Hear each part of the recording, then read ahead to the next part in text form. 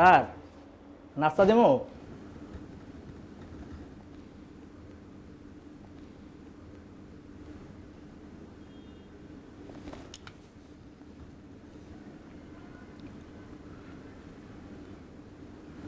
ইকরাম সাহেব আসছেন? যে না স্যার। ইকরাম সাহেব আসলে তুমি তাকে আমার রুমে আসতে বলবা। আচ্ছা স্যার। স্যার নাস্তা কি দিমু, খাইবেন এখন? না, শুধু এক কাপ চা। তুমি কি ল্যাংটা হয়ে অফিসে আসছো? কি বলেন স্যার? কাপড় চোপড় পরে আসলে এরকম শুধুমাত্র মাথাটা ঢুকিয়ে কথা বলছো কেন? Sorry sir. দাঁড়াও, সোজা হয়ে দাঁড়াও, ভিতরে আসো। হ্যাঁ ঠিক আছে, এবার যাও।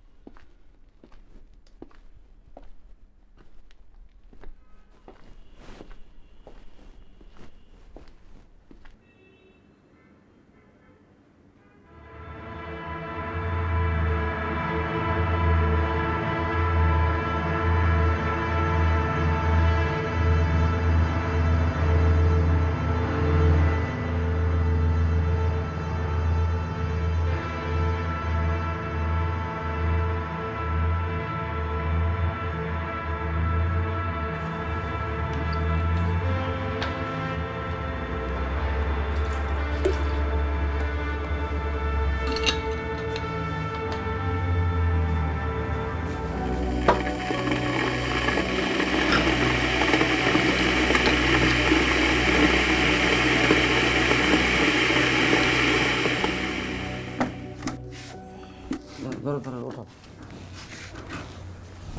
আর শোনো, আজকের কোরমাটা একটু ভালো করে রান্না। জি রান্না বান্না তো দিন দিন ভুলে যাইতেছ। যাও। ঠিক আছে। কি কামরুল, কিছু বলবে? চাচা, ওই যে মেসে একটা সিট পাইছি, হ্যাঁ। আজকেই মনে হয় উঠে যেতে হবে।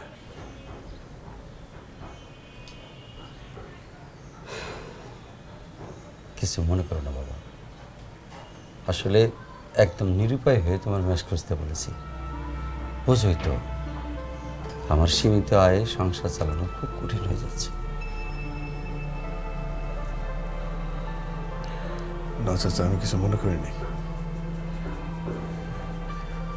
দেখি আরেকটা টিউশনের ব্যবস্থা করব, তাহলে চালাই নিতে পারবো। আর 1 বছর তো রাখলেন, আর কত? অনেক করছেন, খালি দোয়া করেন দ্রুত জানি একটা চাকরি পাওয়া যায়। 1 বছর হয়ে গেল মাস্টার্স করছো। আসলে বেকারত্ব একটা বিশাল বড় অভিশাপ। চাচা, আমি তাহলে যাই, আজকে বাইরে হয়ে যাবো। হ্যাঁ হ্যাঁ হ্যাঁ, যাও। দোয়া করেন। আচ্ছা, আর শোনো, কোনো কিছু প্রয়োজন হলে একদম সংকোচ করো না, সোজা আমার কাছে চলে আসবে। ভাই ভাবি কত ভালো মানুষ ছিলেন, তারা আমাকে খুব আদর করতেন। আল্লাহ যে কেন এই ভালো মানুষগুলোর এত দ্রুত তার কাছে ডেকে নেয়। আচ্ছা বাবা, যাও তুমি যাও।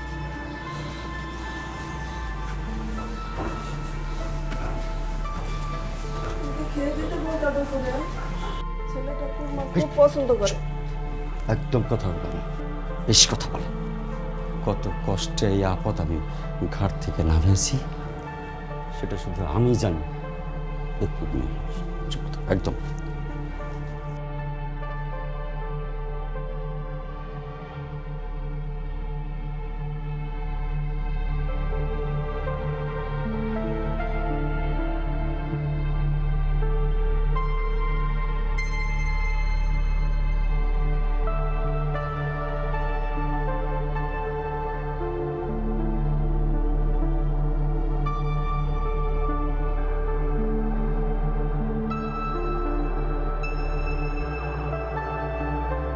আসি।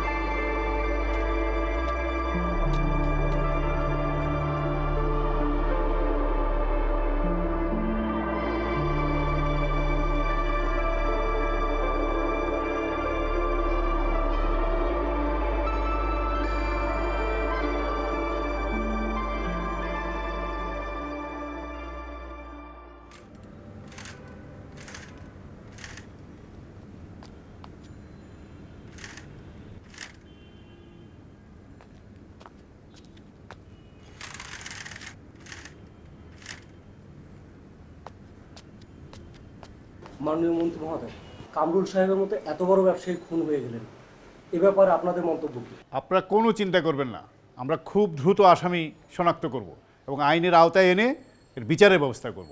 ইকরাম সাহেব, কামরুল সাহেবের হত্যার সন্দেহভাজন হিসেবে আপনাকে অ্যারেস্ট করা হচ্ছে। অ্যারেস্ট করা হচ্ছে? আমি ঠিক বুঝতে পারছি না কি।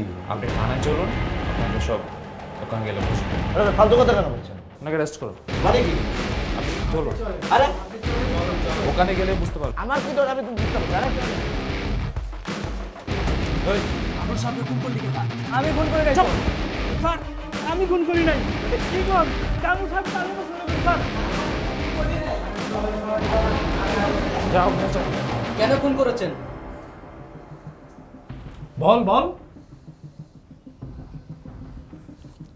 টাকার জন্য কিভাবে খুন করেছেন? বিষ খাওয়াই মারছি। ওনার মাথায় কিন্তু গুলির চিহ্ন পাওয়া গেছে। বিষ পয়লা বিষ খাওয়াইছি, তারপরে গুলি করছি। বিষে বিশ্বাস নাই, ভেজাল থাকতে পারে, চাইনিজ জিনিস।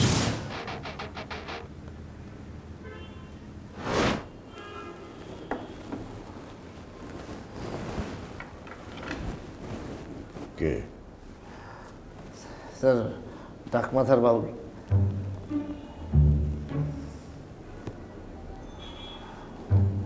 বাউল না বয়াতি? স্যার, অরিজিনাল বাউল। দুদিন আগে স্যার আপনি বলেছিলেন না যে মাথার চুল যদি বড় রাখে তাহলে নাকি চুল পড়ে যায়, তাহলে তো সব বাউলেরই টাক মাথা থাকার কথা। তারপর আবার আপনি আমাকে বললেন যে একজন ভালো দেখে একটা টাক মাথার বাউল খুঁজে নিয়ে আসেন। আমি অনেক খুঁজে নিয়ে আসছিলেন স্যার, মাথায় একটা চুলও নেই স্যার। দোতারা কেন? একতারা কই? স্যার ওই একই কথা স্যার, একতারা হচ্ছে দোতলায় স্যার ভালো স্যার। এই আঙ্কেল, বাউল আঙ্কেল, একটা ওই গান ধরেন, আজকে শোনান বাউল গান। পাথারে নেমেছি বন্ধুরে, ধরো বন্ধু আমার কেহ নাই, ধরো বন্ধু আমার কেহ নাই। রাখ। এই গান কি আপনার নিজের? যে না, এটা বাংলা সিনেমার বিখ্যাত গান। বাংলা সিনেমার গান? না গাইতে কি বাংলা সিনেমার গান গাওয়ার জন্য স্যার ভুলে বোধ হয় ইয়ে হয়েছে। সে আবার অনেক ধরনের গান গাইতে হবে স্যার, হিন্দিও জানে স্যার। Public demand. আপনার গান খুব ভালো হয়েছে, আসেন বকশিস নিয়ে যান।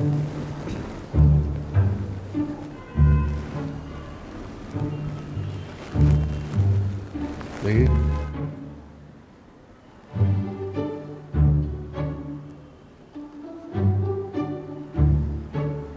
ইকরাম সাহেব, বসেন।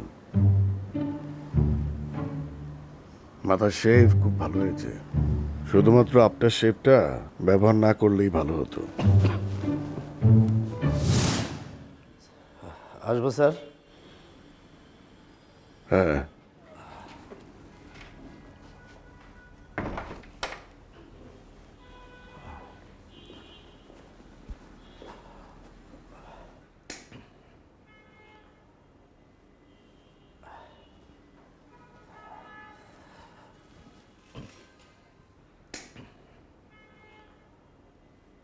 ডেস্টিনি ছাড়ছেন বহুদিন, কিন্তু আপনার টাইটা ছাড়তে পারেন নাই। স্যার ওই প্রতিদিন সকালে আমি অফিসে আসার আগে আমার স্ত্রী নিজ হাতে আমাকে টাইটি পরিয়ে দেন, যে কারণে এই বিষয়টা আমার খুব ভালো লাগে। আমি ডেস্টিনি ছেড়েছি, কিন্তু ওই টাই ছাড়তে পারছি না। এটা এর রংটাও কি সে চুজ করে দেয়? জি না স্যার, আমি নিজেই চুজ করি। এরপর থেকে টায়ের রংটা তাকে দিয়েই চুজ করাবেন। ইকরাম সাহেব, স্যার। আপনার আমাকে একটা কাজ করে দিতে হবে। স্যার বলেন স্যার। অনেকগুলো সুইসাইড নোট আপনি আমার জন্য জোগাড় করে দেবেন। সমস্যা নেই, হয়ে যাবে স্যার। অথেন্টিক? জি স্যার, হয়ে যাবে। যেটা রিয়েল? জি স্যার। ঠিক আছে।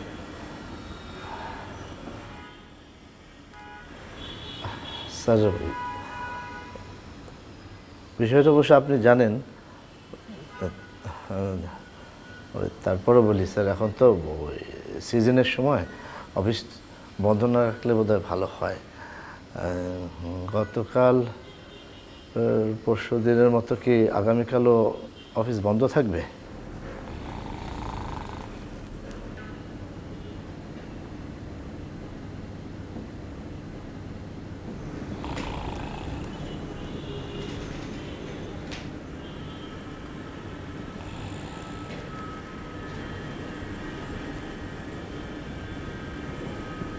আজ মাসের কয় তারিখ সে খেয়াল আছে তোমার? ম্যাচের ব্যাবাকটে ভাড়া দিছে আর তোমার কোনো খবর নাই, এদিক ওদিক ঘুরে বেড়াও। ভাই আমি ওই যে আমার টিউশনির টাকাটা পাওয়ার সাথে সাথে আমার বেতন হওয়ার সাথে সাথে আমি টাকা আপনার ভাড়ার টাকাটা দিয়ে দেবো। এইটা আমি বুঝুম না। শোনো, আগামী মাস থেকে 7 তারিখের মধ্যে যদি ভাড়া দিতে পারো থাকবা, আর না পারলে যাইবা। এইটা আমার লাস্ট কথা।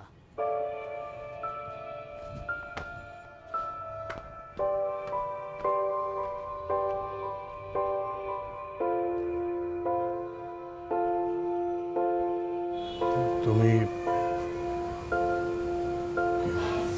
চাচা পাঠাইছে?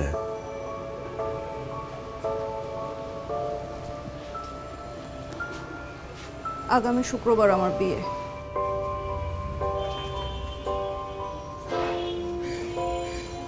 বিয়ে?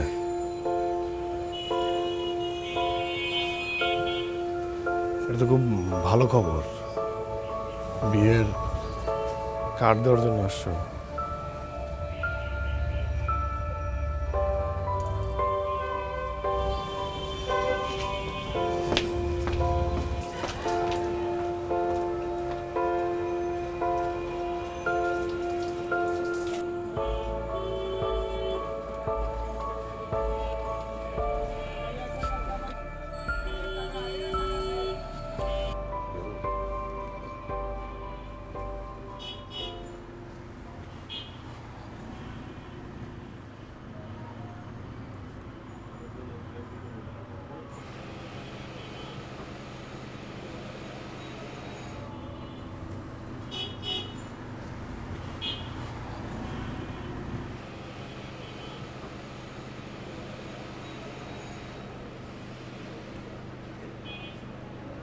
তোমরা খাওয়া দাওয়া করছো?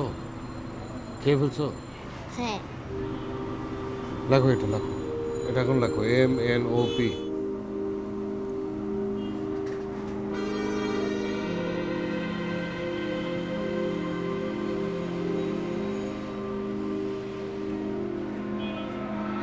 শোনো, একটু পানি নিয়ে আসো না, তোমার আম্মুকে যে বলবা। হ্যাঁ, আমি একটু পানি খেতে চাইছি। হ্যাঁ,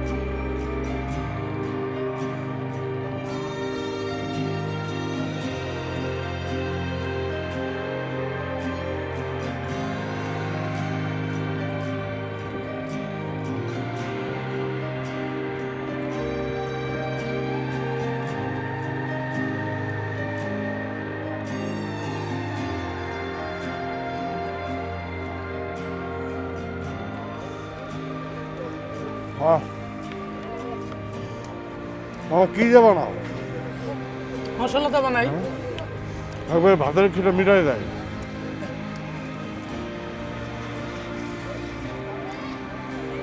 খান বাবা, আরাম করে খান, মজা করে খান।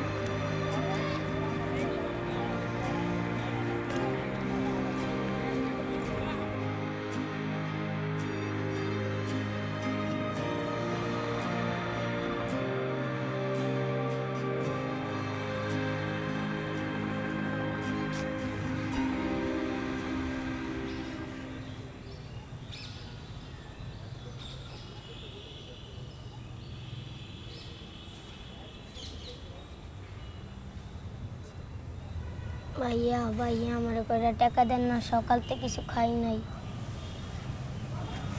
আমার কাছে তো টাকা নাই, একটু দেখেন না, বিশ্বাস করিস না। একটু দেখেন না। এই দেখ,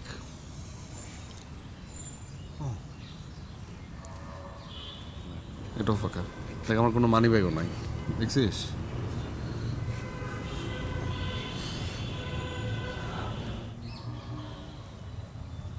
আচ্ছা, আপনার কাছে তো টাকা নাই, এই টাকাটা আপনি রাখেন।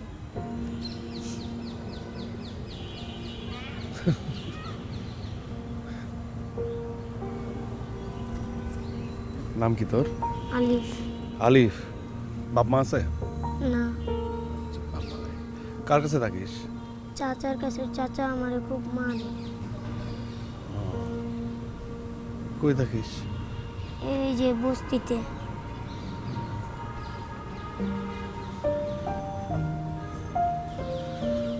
তুই কি জানিস তোর মন অনেক বড়? এই টাকাটা আমার লাগবে না, এটা তোর কাছে রাখ।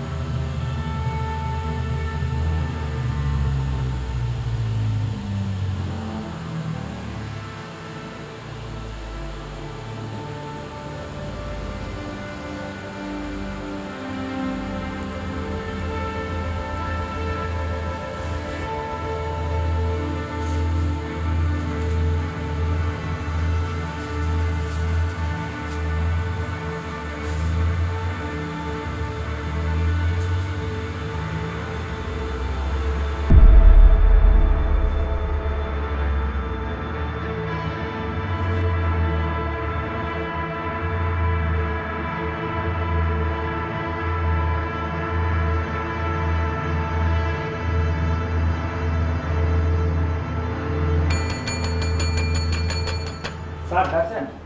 ইকরাম সাহেবকে আসতে বলো। জি স্যার।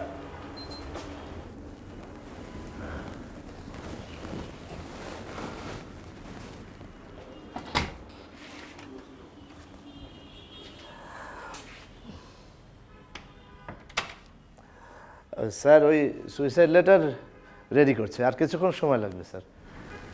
আপনি উকিল সাহেবকে অফিসে আসতে বলেন। জি স্যার।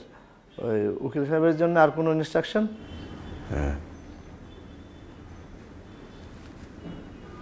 আমি আমার সমস্ত সম্পত্তির উইল করব, তাকে প্রিপারেশন নিয়ে আসতে বলবেন। ও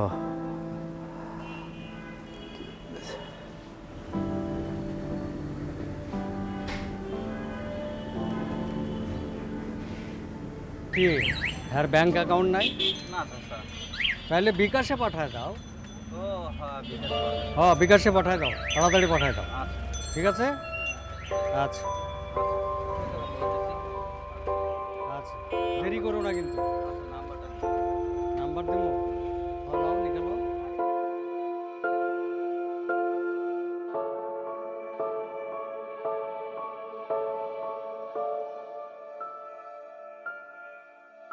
গাছপালা, পশু পাখি, গাছপালা, পশু পাখি, তারপর কি বলো দেখি? ঘর বাড়ি, তারপর পুকুর, হ্যাঁ, এরকম কম চারপাশের আরো অনেক কিছু নিয়ে তৈরি হয়েছে। এরকম চারপাশে আরো অনেক কিছু নিয়ে তৈরি হয়েছে আমাদের পরিবেশ। আমাদের পরিবেশ। তোমার মা কোথায়? ডাক দাও না। আমার মা তো বাইরে গেছে। আচ্ছা পড়ো। বিদ্যালয়ের শ্রেণীকক্ষে আমরা পড়াশোনা করি। বিদ্যালয়ে শ্রেণীকক্ষে আমরা পড়াশোনা করি। আচ্ছা, তোমার মা কি আমার জন্য কোনো কিছু রেখে গেছে? মানে টাকা? আচ্ছা। আচ্ছা, কখন আসবে? আম্মু তো নানু বাড়ি গেছে, এখন কালকে আসবে।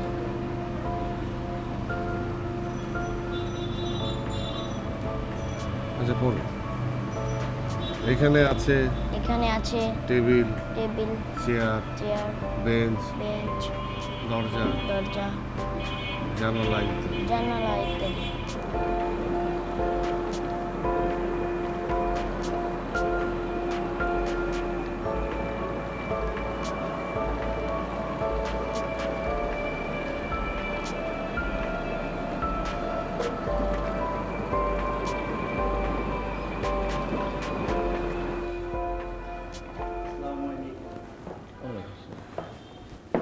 পানি দাও তো।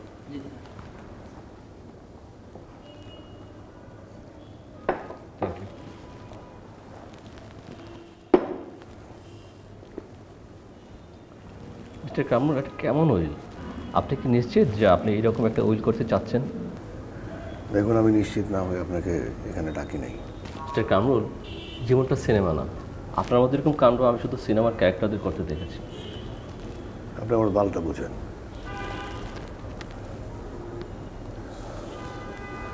Sorry for the language, but অনেক আগের থেকে আমার জীবনটা খুব সিনেমাটিক।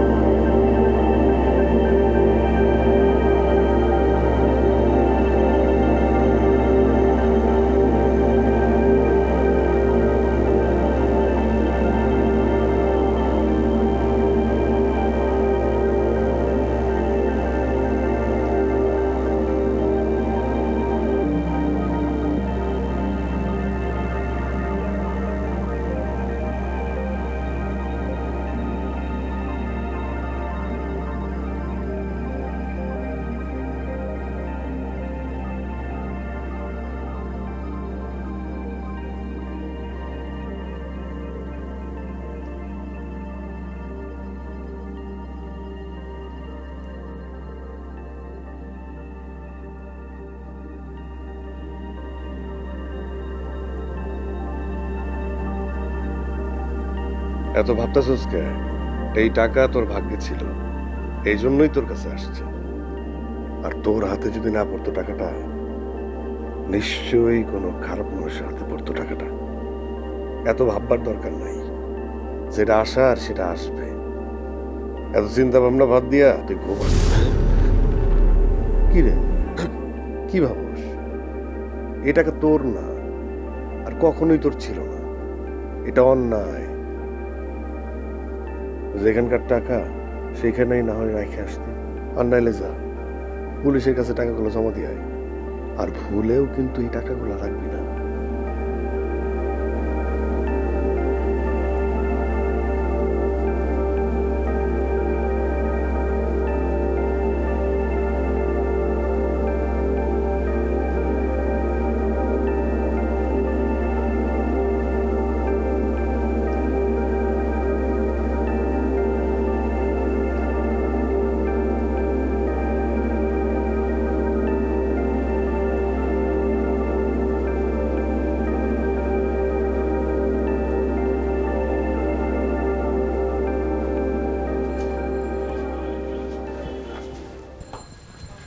সালাম ভাই।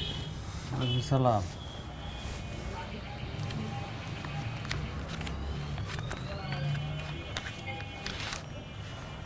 এই যে ভাই 4000 টাকা।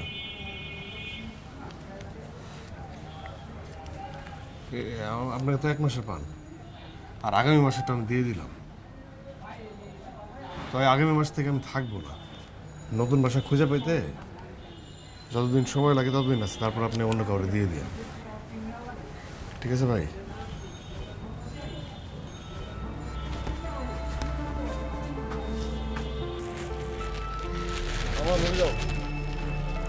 দিতাছি।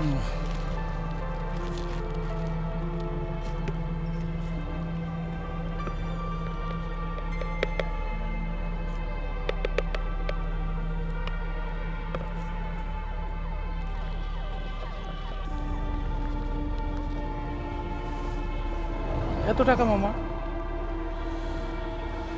রাখো, প্রতিদিন তো মুড়ি খাই 2 টাকার। আজকে এই মুড়ির দাম দিলাম 500 টাকা। রাখো।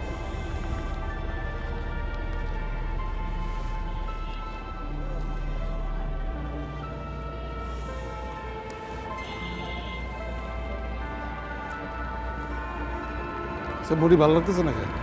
কেমনে কই মামা, প্রতিদিন যেমনে বানাই আজকে তো এমনি বানাইছি।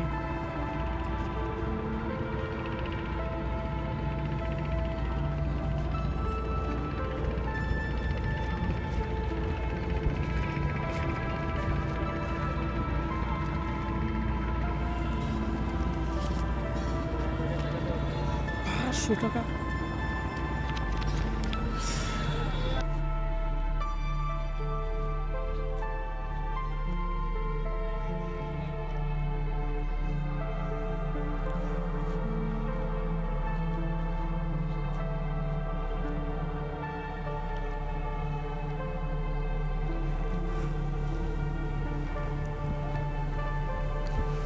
ভাইয়া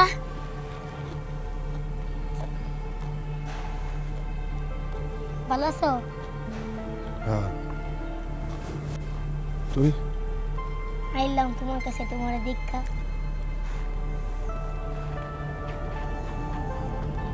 নেমরিকা,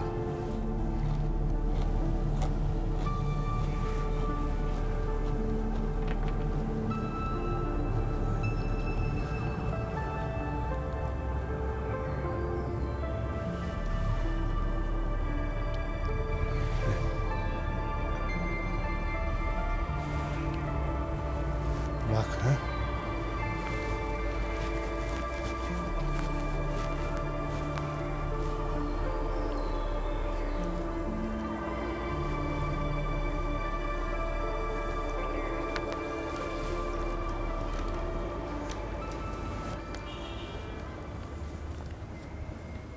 এত চিঠি কোথায় পেলেন? স্যার অনেক কষ্ট করে জোগাড় করেছি। আপনার তো ধারণা আমি কিছুই পারি না। সব আসল? 100% আসল স্যার, মানে ফটোকপি। আর সাকসেস রেটও স্যার 90%। তবে যারা ওই বিষ খেয়ে আত্মহত্যা করতে যায় হ্যাঁ, তারা স্যার আসলে মরে না। মানে আজকাল বিষের প্রতি মানুষের আস্থা নেই, সবই নকল মনে করে। এই যেমন স্যার ওই ছেলেরা বাপের কাছে বায়না ধরে মোটর সাইকেলের জন্যে, বায়না ধরে তারপরে বিষ খায়। হ্যাঁ, কারণ কি স্যার? কারণ ওরা জানে যে বিষ খেয়ে মরার কোনো চান্স নেই। বিক্রম সাহেব, আপনি ইদানিং কথা একটু বেশি বলেন। স্যার কথা সত্য স্যার, ওই আমার স্ত্রীও তাই বলেন, বলে আমি নাকি অনেক বেশি কথা বলি। আসলে হয়েছে স্যার, আমি যে রাতের বেলা যখন ঘুমাতে যাই না, আমার ঘুম আসে না, তখন দিনের বেলা অনেক বেশি কথা বলি, বেশি বকি। সরি স্যার, আমি চেষ্টা করব যাতে আমার এত বেশি কথা বলতে না হয়। তাহলে এরপর থেকে অফিসে ঘুমিয়ে আসবেন। জি স্যার, এখন উঠবো। যান। বিক্রম সাহেব, স্যার আপনাকে আরেকটা কাজ করতে হবে। স্যার, স্যার 100টা কাজ দেন স্যার, আমি তো কাজ করতেই চাই স্যার। 174/4 পুরান ঢাকা, নাজিরা বাজার 1504। এখানে আলম সাহেব নামে একজন থাকে, ওনার খোঁজ খবর নেবেন। ধরে নিয়ে আসবো স্যার? না, খুঁজে বের করবেন। আপনি যে খোঁজ নেবেন সেটা যেন সে বুঝতে না পারে। যান।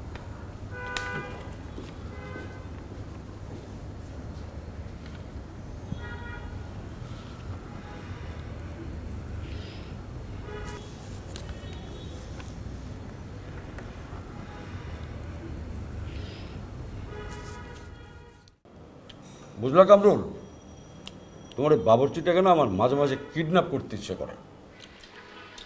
বেতন দিয়ে পোষার সামর্থ্য তো আমার নাই, তাই কিডন্যাপই ভরসা। আচ্ছা, কিডন্যাপ করবেন কেন? আমার বাবুর্চিকে যখন দরকার হবে আপনি বলবেন, আমি পাঠাই দেব।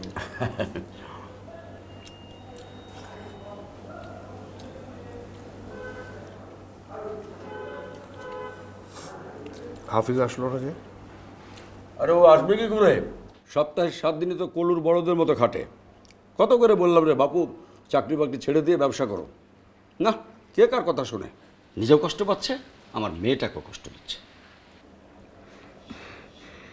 চাকরির জন্যই তো ওর সাথে আমার বিয়ে দিয়েছিলে বাবা, এখন চাকরিকেই ভালো লাগছে না? আরে তোর চাকরি বাকরি দিয়ে কী হবে? কামরুলকে দেখ, ব্যবসা করে কি এক হুলস্থুল বানিয়ে ফেলেছে। তোর জামাই 100 বছর চাকরি করেও এরকম কিছু করতে পারবে না। বাবা কামরুল, তোমার জন্য আমার খুব চিন্তা হয়। এত বিশাল সম্পত্তি, তুমি একলা মানুষ, তোমার যদি কিছু হয়ে যায় বাবা, তাহলে এই বিশাল সম্পত্তির কি হবে? তাই বলছিলাম কি, তুমি একটা বিয়ে শাদী করে ফেলো। আমার খোঁজে ভালো পাত্রীও আছে বাবা, দেখবো নাকি? না চাচা, বিয়ে শাদীর কি দরকার? আপনারা আছেন না, আমার সম্পত্তি তো সব আপনাদেরই। দেখলা দেখলা, আমি তোমাকে বলেছিলাম না, কামরুল আমাদের কোনোদিন ভুলবে না। তুমি শুধু শুধু সোহেলের বিদেশ যাওয়া নিয়ে টেনশন করলা। খাও, যা হয়েছিল রে বাবা।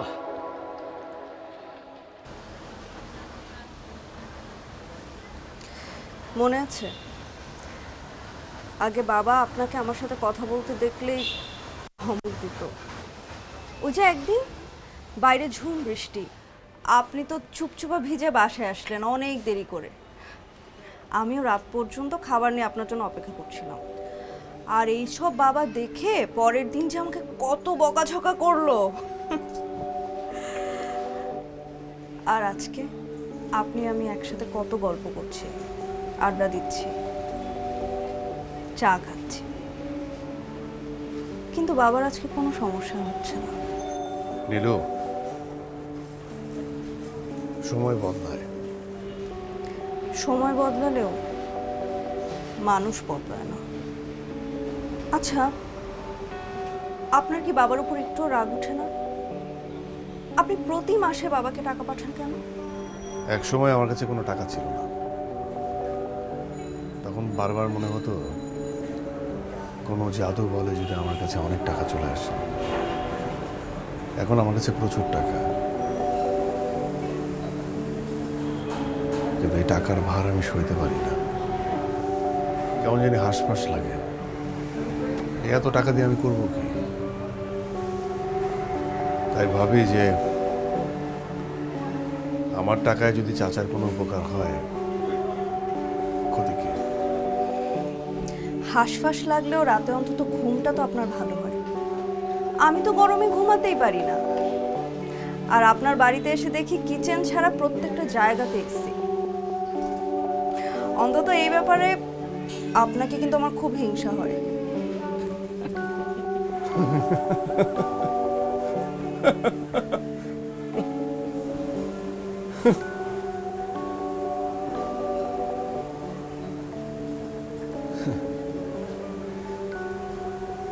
গত 2 বছর ধরে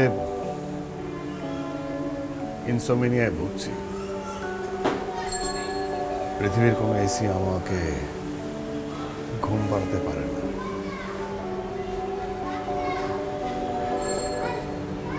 নীলু,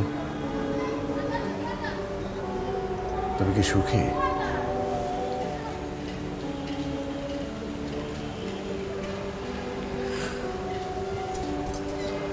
হ্যাঁ, অনেক সুখী। আমার স্বামী আপনার মতো অনেক অনেক টাকা নেই, কিন্তু সে আমাকে অনেক ভালোবাসে। একজন স্বামীর কাছে এতটা ভালোবাসা পাওয়াটাও তো স্ত্রীর কাছে অনেক বড় সৌভাগ্যের ব্যাপার।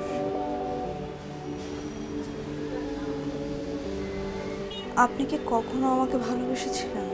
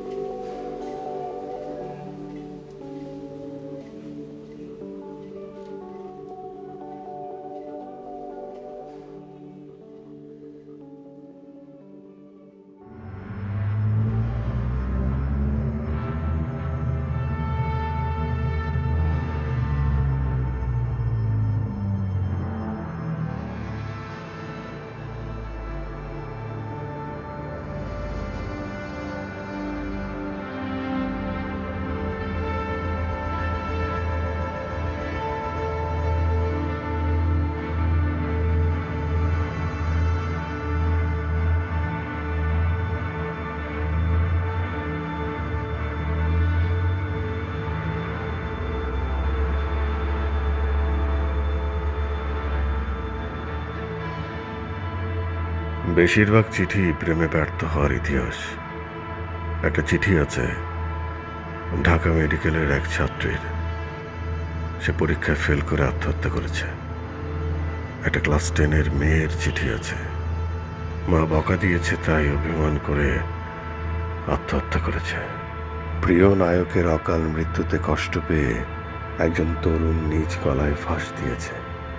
আমি অবাক হচ্ছি মানুষ কত ক্ষুদ্র কারণে আত্মহত্যা করে। কেউ আত্মহত্যা করে অভিমানে, কেউ করে ব্যর্থতায়, কেউ করে দায়িত্ব এড়াতে, কেউ করে লজ্জায়। কিন্তু আপনার যদি নিজের প্রতি প্রচণ্ড ঘৃণা সৃষ্টি হয়, তখন আপনি কি করবেন? গত 3 দিন ধরে আমি নিজেকে কোনোভাবেই সহ্য করতে পারছি না। 3 দিন আগে আমি এমন এক সত্য জানতে পেরেছি, যে সত্য আমার অস্তিত্বকে নাড়িয়ে দিয়েছে এত পরিমাণে যে এই অস্তিত্বকে আর টিকিয়ে রাখা সম্ভব হচ্ছে না। আমার বুকে নিজের জন্য এত ঘৃণা জমেছে যে সেখানে আর কোনো জায়গা বাকি নেই। আমার নিঃশ্বাস নিতে কষ্ট হচ্ছে, প্রচণ্ড কষ্ট।